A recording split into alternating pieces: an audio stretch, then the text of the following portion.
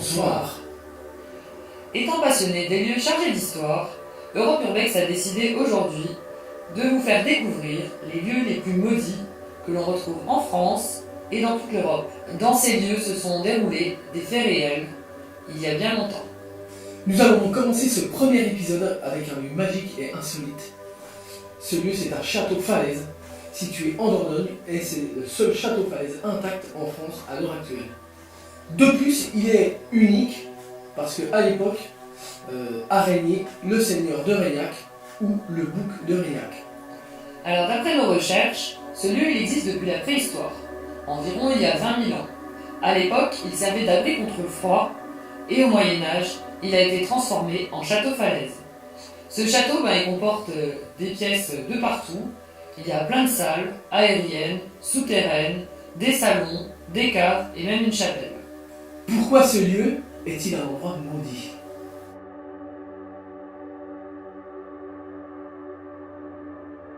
Alors pour répondre à cette question, on va se concentrer sur la période la plus sombre du château. Ah vas-y, explique. Donc pour ça, on va remonter au XVIIe siècle. Pendant le règne du seigneur Jacques-May de Reignac, un personnage d'une cruauté, vous n'imaginez même pas, une cruauté hors du commun. Ils vont voir, avec nos recherches, on s'est fait peur. Ouais, ça c'est sûr. Mais qu'est-ce qui a pu faire devenir un homme un tel monstre ? En fait, pour répondre à cette question, il suffit de remonter à la naissance de Jacques-May. Alors Jacques-May, en fait, il est censé être le fils adoptif du seigneur de Jacques-May. Ça c'est pour devant, Voilà, c'est un gros mensonge en fait. C'est clair. Parce qu'en fait, c'est juste son fils adoptif. Et c'est le fils d'un prêtre. Pourquoi ça ? Tout simplement parce que il est l'enfant d'un prêtre qui a violé sa mère. Donc à l'époque, il a été écuyer et par la suite, il a participé aux croisades et fut emprisonné pendant quelques années dans des prisons musulmanes. Donc du coup tout ça, ça a déjà bien pu lui faire monter la haine en plus de sa naissance. Déjà il est déjà dans une... Donc d'atroces circonstances. Voilà, ouais. Donc déjà il en veut un petit peu à la terre entière. C'est clair. Bon après mais ça n'excuse pas. Non mais sur sa naissance, faut comprendre quand même. Oui, mais ça n'excuse pas ce qu'il a fait. Par la suite, bien sûr que ça n'excuse pas tout. Voilà. Mais il n'est pas né dans l'amour quoi. Non, ça c'est clair. Ça c'est sûr. Alors nous, la période qui va nous intéresser, c'est la pire période. Alors, en fait, le moment où tout a commencé à dégénérer, c'est quand le père de Jacques-May est mort. Quand le père de Jacques-May est mort, en fait, Jacques-May, il a voulu récupérer ses terres, donc du coup, il est revenu. Et alors là, il était avide de pouvoir, il croyait que tout lui était dû, enfin voilà quoi. Monsieur le Seigneur. Monsieur le Seigneur. Et c'est là qu'il a commencé ses sévices quoi. Alors les sévices qu'il faisait, c'était déjà aux personnes qui étaient dans le château. Donc les domestiques, les bergères, toutes les femmes qu'il pouvait avoir sous la main. En fait, il les emmenait dans une petite chambre de 4 mètres carrés. Comme ça, c'était sûr, au moins, elle ne pouvait pas se barrer. Pas de chambre de 4 mètres carrés, c'est sûr. Voilà. Et puis dans cette chambre, en fait, il les torturait, il les séquestrait, il leur faisait tous les pires vices sexuels qu'ils voulaient, quoi. C'était, voilà. Les pauvres femmes, j'imagine même pas ce qu'elles ont vécu. Et puis en plus, en général, à la fin, il les tuait. Comme ça, forcément, pas de témoin, quoi.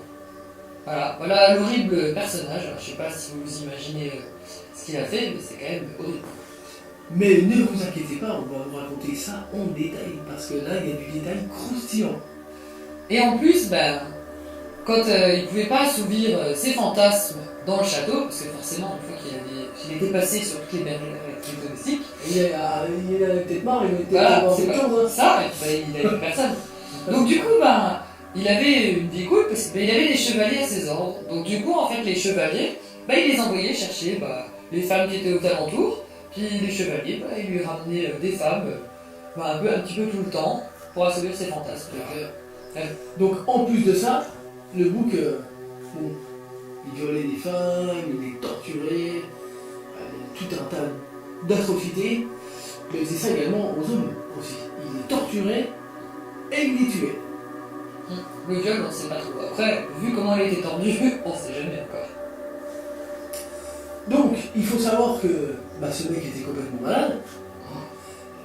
C'était un gros malade mental. Un psychopathe. Voilà, vu toutes les atrocités. Mais certaines personnes, justement, se rendaient compte que d'autres personnes disparaissaient. Donc à l'époque, il y a eu justement des enquêtes qui furent ouvertes. Le seul problème, c'est que le bouc il n'était pas puni. Et pourquoi? Parce que c'était ces chevaliers qui s'occupaient de la justice. Donc forcément, ces chevaliers, ils faisaient ce qu'ils voulaient. Et du coup, ils cachaient l'affaire, quoi. La justice, c'était... C'était lui. C'était lui, en gros. Donc vraiment, il était libre de faire vraiment ce qu'il Tout voulait. était impuni. Cool. Ce mec était un dieu, quoi. Ouais. À cette époque-là, c'était un dieu, qui avait le droit de tout faire. Voilà. En même temps, il n'y avait personne au-dessus de lui. Ouais, tu m'étonnes. Donc il était soupçonné, mais jamais puni. Ouais, c'est clair. Parce que tout le monde, finalement, devait savoir que c'était lui. Oui. Donc évidemment, vu que ce monsieur était impuni, le nombre de personnes disparues dans le territoire à l'époque a explosé pendant son règne. Forcément, lui qui avait le nom de tout faire. Donc des personnes, il a dû en tuer. Je pense aussi. Ouais. Donc après ce lieu maudit, il faut s'imaginer là-bas. Alors je vais essayer de vous faire comprendre en tant que femme. Imaginez-vous, si vous êtes une femme de l'autre côté. Bon, après les hommes, ils peuvent imaginer ça pour leur conjointe, voilà. Donc imaginez, vous vous baladez, on vous enlève, on vous séquestre, vous êtes dans une petite pièce de 4 mètres carrés, et puis là, il y a Monseigneur qui arrive, donc Jacquemet vient, il fait tout ce qu'il veut de votre corps, voilà, tous les sévices sexuels qu'il a envie, toutes ses pulsions, il vous torture, il vous bat, sûrement, et puis après, vous finissez tué dans cette pièce. Après, bon, je sais pas si c'est débarrasse du corps, mais essayez d'imaginer un peu l'horreur de la scène, quoi. C'est clair, et puis en plus de cette chambre de 4 mètres carrés, juste à côté, en fait, il y a un petit cachot de 4 mètres carrés aussi, il devient avec chiffre 4. Il y avait 4. Voilà. Et en fait, le cachot, on peut encore le voir de nos jours. Il y a encore les menottes au mur. Donc en fait, les prisonniers, ils étaient menottés au mur. Donc contre le mur, dans le noir, ils ne pouvaient pas bouger. Il n'y avait aucune fenêtre. Et ils restaient dans ces 4 mètres carrés, au bon vouloir de Jacquemet, jusqu'à ce que où ils s'en débarrassent, parce que je pense qu'il n'en avait pas laissé sortir. Je pense que les gens choses devaient être... Voilà, ou alors ils sont morts de faim. Ouais, c'est ce que j'allais dire, déshydratés et puis affamés, quoi. Voilà. Tout simplement. Voilà le monstre de ce château. Donc vous imaginez bien que ce château, dedans, il y avait une ambiance juste horrible. Très macabre. Donc le bouc, c'était un assoiffé sexuel, mais c'était aussi un bourreau digne de la saga Saw. Ah ouais, ceux ils sont peut-être inspirés de lui. Ouais, je pense aussi, parce que là, sérieux, tout ce qu'il a fait... Donc dans les écuries du château, on pouvait retrouver d'innombrables machines de torture. Donc il y avait des guillotines, on avait des machines à étirer les membres, donc les écarteurs. Il y avait aussi des ballons en fer forgé. Il y avait une espèce de momie en fer où le prisonnier était embroché par d'énormes pointes dans le dos, puis dans le thorax, à la fermeture de la porte. Ils étaient complètement embrochés. Donc il y avait aussi des tonneaux, et à l'intérieur de ces tonneaux, il y avait des clous de 10 cm.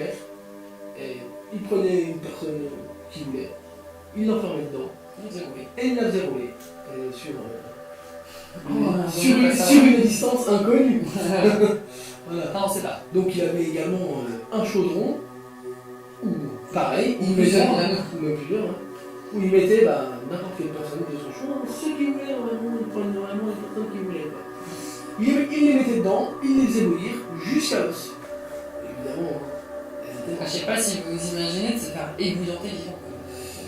Puis en plus, d'après nos recherches, vraiment, il y allait jusqu'à l'os, quoi. Il voulait vraiment être sûr qu'il n'y reste plus rien, quoi. C'était son plaisir de torturer toute façon. Ça c'est sûr.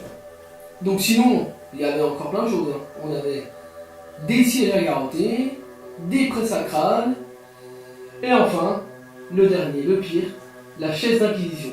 Donc assis sur des clous, les bras maintenus sur des accoudoirs, à clous, le cou pressé sur un dossier plein de clous, et les chevilles écrasées par des vis sur des clous. Donc des clous qui s'avançaient sur cette chaise. C'était clouté de partout. C'était ni plus ni moins que comme une crucifixion. Oui, voilà. C'était une chaise de torture où vous étiez clouté de partout et où les pieds étaient vissés pour être sûr qu'ils ne se sauvent pas. C'est clair. Voilà. Bon, en fait, il n'a pas que des mauvais côtés, le Seigneur. Non, en fait, il était gentil, il n'était pas égoïste du tout. Enfin, gentil, façon de dire. Il n'était pas égoïste du tout parce que il partageait. Il était généreux. Voilà. Il partageait.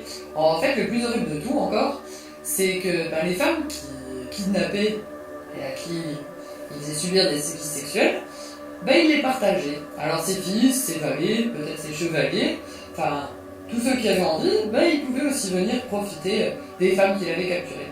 Donc les pauvres femmes, ben, du coup elles subissaient et le seigneur, et les valets, les fils, les chevaliers, puis tous ceux que Jacquemet emmenait, et puis laissait faire quoi. Voilà.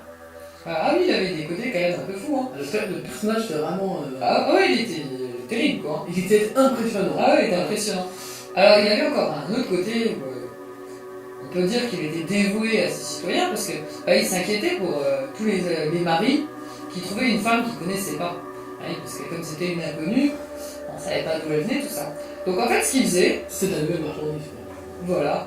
Donc en fait, ce qu'il faisait, c'est que il demandait au mari qui ramenait une nouvelle épouse qui n'était pas de la région, en fait de lui ramener à lui pour la première nuit. Comme ça, en fait, il testait l'épouse, hein, je vous passe les détails, voilà, vous imaginez comment. Il testait l'épouse pour être sûr que ce soit de la bonne marchandise, justement, pour la personne. Donc, vous voyez, c'était quand même un personnage assez spécial. Alors, j'espère justement que la mariée n'était pas avec un homme jaloux, hein. Parce qu'en plus, sur le Seigneur, il n'aurait rien pu faire. Hein. Mais, et en même temps, je crois que les maris n'avaient pas trop le choix, parce que je pense pas que ceux qui avaient réellement choisi leur femme, je pense pas qu'ils étaient trop d'accord. Quoi. Et ils n'avaient pas bien le choix. Quoi. Moi, perso, j'aurais pas été d'accord. Après, si c'est un seigneur, moi, pour la thune. Donc Non, c'était pour rire. Enfin bon, c'était une petite parenthèse ironique pour dire que voilà, il était vraiment spécial ce moment. Donc, le bouc, c'était aussi un voleur. Ça, on ne vous l'a pas dit. Donc, il volait, que ce soit les voyageurs, les marchands, voilà. Et puis, évidemment, tous ceux qui ramenaient chez lui, qui violaient, qui torturaient et qui tuaient, ils s'appropriaient les vêtements, le contenu des poches, vraiment, la totale. Ce gars ne pensait qu'à lui, en fait. C'était vraiment...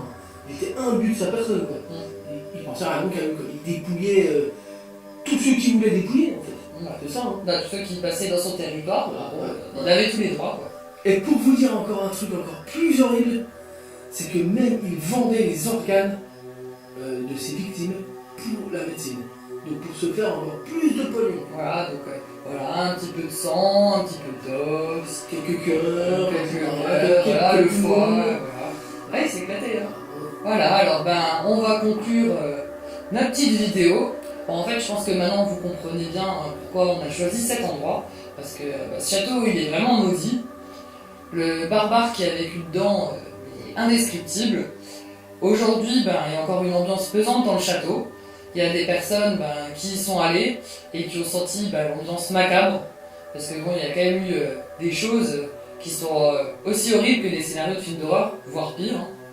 Je pense que les murs, ils se souviennent aussi. Ah oui. Donc je pense que c'est pour ça que les personnes qui côtoient le château, ou même le propriétaire, je pense, ressentent des fois des trucs bizarres, hein, parce que forcément, vu toutes les atrocités qu'il y a eu...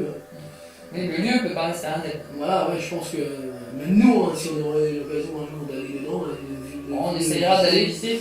Ouais, je pense que, en même temps, quasi toutes les personnes qui l'ont visité, ils ont ressenti quelque chose.